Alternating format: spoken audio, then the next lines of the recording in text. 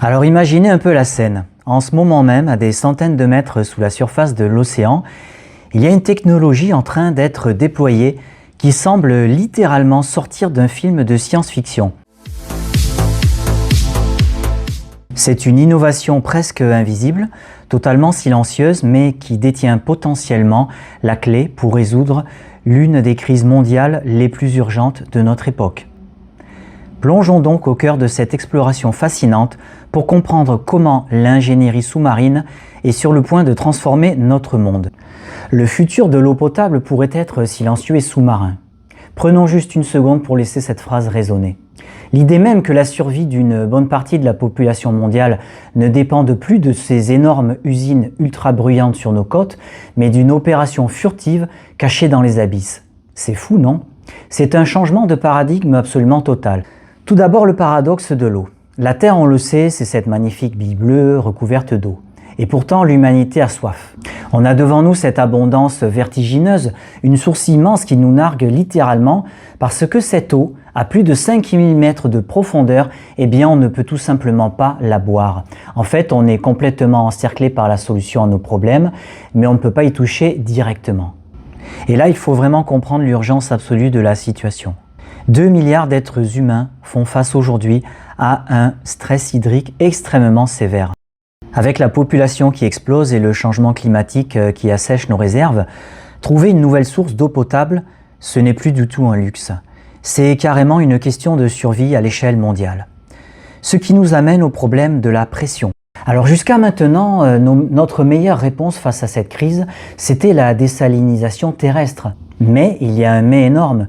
Pour transformer l'eau de mer en eau douce, on utilise ce qu'on appelle l'osmose inverse. Bon, sur le papier, la science derrière est super élégante. On force l'eau salée à travers une membrane ultra fine, l'eau douce passe et le sel reste bloqué. C'est génial, non? Mais dans la réalité physique, c'est brutal. Pousser l'eau à travers ces filtres microscopiques, ça demande une pression mécanique phénoménale. L'eau ne veut pas passer toute seule, il faut vraiment la forcer. Et le résultat visuel de cette contrainte physique, c'est juste écrasant. Pour créer cette fameuse pression en surface, on est obligé de construire de véritables monstres industriels. On parle de labyrinthes de tuyaux gigantesques, de pompes à haute pression, des infrastructures qui défigurent complètement nos littoraux et qui grignotent des hectares de côtes précieuses. L'élégance de l'osmose se perd totalement dans cette brutalité de l'ingénierie classique. Mais attendez, l'impact visuel, ce n'est même pas le pire dans l'histoire. Le vrai cauchemar, c'est la consommation d'énergie. Rien que pour l'osmose inverse, avec ses pompes terrestres, on monte à 3,1 kWh par mètre cube. Et si on ajoute toutes les étapes de pré-traitement, on frôle les 3,9 kWh. Aspirer l'eau en surface, la pomper, la pressuriser artificiellement à des dizaines de bars, c'est un véritable gouffre électrique hallucinant. Alors oublions la surface pour un instant et plongeons ensemble à plus de 400 mètres de profondeur au cœur des abysses pour découvrir une merveille d'ingénierie qui va littéralement tout changer. L'océan devient lui-même la machine, c'est une idée brillante. Au lieu de se battre contre l'océan depuis la surface avec des pompes mécaniques géantes, l'idée c'est d'utiliser la physique inhérente de la mer comme outil principal. C'est d'une simplicité redoutable. Et voilà à quoi ça ressemble en pleine action. C'est le module développé par l'entreprise norvégienne Flocéan. On dirait presque une station spatiale, non? Sauf que c'est un système de désalinisation entièrement submergé, donc parfaitement silencieux, posé au fond de l'eau. Il explore et exploite les fonds sous-marins pour en extraire de l'eau pure. Et là, on touche au génie absolu du concept. Écoutez bien. La pression gigantesque des profondeurs fait gratuitement le travail des centrales industrielles. C'est ça le vrai secret. L'eau, c'est très lourd. Plus on descend dans l'océan, plus le poids de l'eau située au-dessus crée une pression naturelle absolument écrasante. Décortiquons un peu la mécanique, c'est passionnant. Étape 1, on immerge ce fameux module entre 400 et 600 mètres de profondeur. Étape 2, on exploite la pression hydrostatique naturelle qui tourne autour de 40 à 50 bars à ce niveau-là. Et étape 3, la magie opère. Ces 40 à 50 bars, c'est très exactement la pression dont on a besoin pour réaliser l'osmose inverse. Plus besoin de pompes titanesques pour forcer l'eau, la mer s'en charge toute seule. En déplaçant simplement le problème de la surface vers les profondeurs, on n'a pas seulement réglé un problème de physique, on a carrément ouvert la porte à des victoires environnementales sans précédent. Une usine invisible cachée sous la mer, c'est une victoire esthétique et spatiale monumentale. Les côtes, ce sont nos écosystèmes, super fragiles, des lieux de vie. En supprimant ces énormes usines du rivage, on libère l'espace côtier et on efface d'un coup toutes les nuisances sonores et visuelles de l'industrie. Et si on compare le modèle terrestre classique avec le modèle sous-marin de Flocéan, les chiffres sont sans appel. Vu qu'on n'a plus du tout besoin de pressuriser l'eau artificiellement, la consommation d'énergie dégringole.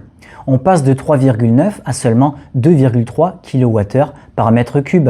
C'est une réduction massive de 40 à 50% de l'énergie nécessaire. Dans un monde en pleine transition énergétique, cette économie, c'est presque le Graal. Mais les bienfaits ne s'arrêtent pas à l'énergie, loin de là. On parle d'une réduction de 95% de l'utilisation des terres. Et surtout, les usines classiques recrachent généralement une saumure chaude et super toxique près des côtes, ce qui ravage la vie marine locale. Ce système sous-marin évite complètement ça. Mieux encore, à 500 mètres de fond, l'eau est hyper stable, un peu plus fraîche autour de 21 degrés et surtout beaucoup plus propre. Sans la lumière du soleil de la surface, pas d'algues ou presque. Résultat, l'eau nécessite infiniment moins de traitements chimiques avant d'être filtrée. Alors quels sont les défis et l'avenir de cette technologie sous-marine? Tout ça a l'air parfait, mais est-ce que c'est juste de la belle théorie? Eh bien pas du tout. Ce n'est plus de la science-fiction, ça fonctionne vraiment à l'heure actuelle. Entre 2024 et 2025, Flocéan a sécurisé plus de 22 millions de dollars de financement auprès de gros acteurs de l'innovation climatique. Et l'objectif en 2026, c'est le premier lancement commercial en Norvège. Si les capitaux mondiaux affluent à ce point, c'est parce que la promesse technologique est vraiment prête à exploser et fonctionne. La raison pour laquelle les géants de la finance s'y intéressent tant, c'est une baisse qui peut atteindre 50% du coût de l'eau. En divisant la facture énergétique par 2 et en évitant d'acheter des terrains côtiers hors de prix, l'eau douce, propre et durable devient enfin abordable. Et ça, c'est une nouvelle absolument phénoménale pour les industriels, mais surtout pour toutes ces communautés vulnérables à travers le monde qui souffrent cruellement du manque d'eau. Au final, la désalinisation sous-marine n'est qu'un exemple éclatant qui prouve qu'on peut collaborer avec les immenses forces de la nature plutôt que de lutter sans cesse contre elles. Alors dites-moi quelle autre technologie futuriste mériterait d'être explorée lors d'une prochaine vidéo.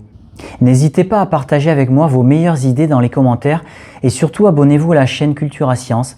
Laissez-nous un like, c'est gratuit et ça va beaucoup nous aider. On se retrouve très vite pour un nouveau plongeon au cœur de la science. À très bientôt!